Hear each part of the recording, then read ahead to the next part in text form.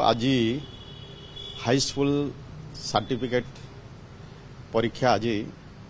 आरंभ होउछि एवं एथिरे 5,12,437 जन परीक्षार्थी परीक्षा देवे एवं तापाई 3,029 परीक्षा केन्द्र होइछि 314 नोडाल सेंटर होइछि। तो एथिरे जहाँ जहाँ आवश्यक पदक्षेप विभाग तरफ निया जाइछे जेमती फ्लाइंग स्क्वाड अछंती एवं सेंट्रल ऑब्जर्वर जिला मानकर ऑब्जर्वर रही से माने परीक्षा केमती भलरे हबो सेथि पई से माने अनुध्यान करूछंती। निश्चय ये जो परीक्षार्थी आज परीक्षा देवे मो तांको शुभेच्छा जणाइबे से माने भयमुक्त चिंतामुक्त है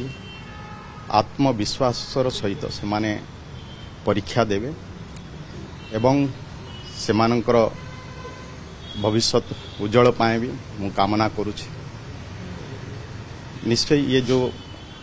हाई स्कूल सर्टिफिकेट परीक्षा होबो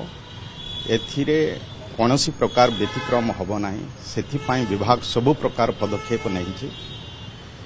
मते लागुछि निश्चय समस्तक सहयोग रे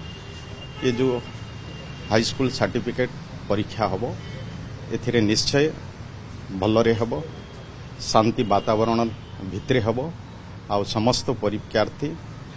को पाई भी सब प्रकार सुविधा रही है परीक्षा देवा कौन प्रकार असुविधा हम ना से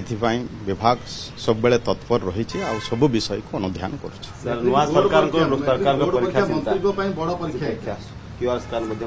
देखु आम सरकार आसवा मोहन माझी सरकार आसवा शिक्षा क्षेत्र में केमती परिवर्तन आसीबो एवं स्वच्छतार सहित परीक्षा हम एथिपाई सबु प्रकार चेष्टा करा जाइछि एवं विभाग तार पदक्षेप जो नेवा कथा निया जाइछि। मते लागुछि निश्चय ये जो परीक्षा हम ये परीक्षा रे निश्चय भलरे हम कौनसी प्रकार व्यतिक्रम एथिरे हबो नाही। जदि कौनसी प्रकार भी व्यतिक्रम भी हुए तापाई निश्चय विभाग तार कार्यानुष्ठान ग्रहण करे। छात्र छात्री को भलिया चाप मुक्त जदि कहले आपण चाप मुक्त तो एथरे जेतो गोटे रिजल्ट बाहरला पर्यंत किछ ना किछ घटी पारे बोली सब निश्चय आमर आत्मविश्वास अछि जे आम सरकार रे आम विभाग आम सरकार सब प्रकार जो पदक्षेप नहोचे एथिरे कोनोसी प्रकार असुविधा हबो नै। आ आम पिला माने सेमानकर भी आत्मविश्वास रही से माने परीक्षा रे भल करिवे जेहेतु समय समय रे आम देशर यशस्वी प्रधानमंत्री भी से भी परीक्षा पे चर्चा ना रे अनेक समय रे पिला मान को उत्साहित करूछंती तांकर आत्मविश्वास बढ़ाउछंती एभली कार्यक्रम भी आम सरकार समय रे होउची। तेणु कोनोसी पिला चापमुक्त रहिबे नाही से माने निर्भय रे एवं आत्मविश्वासर सहित से माने परीक्षा देबे।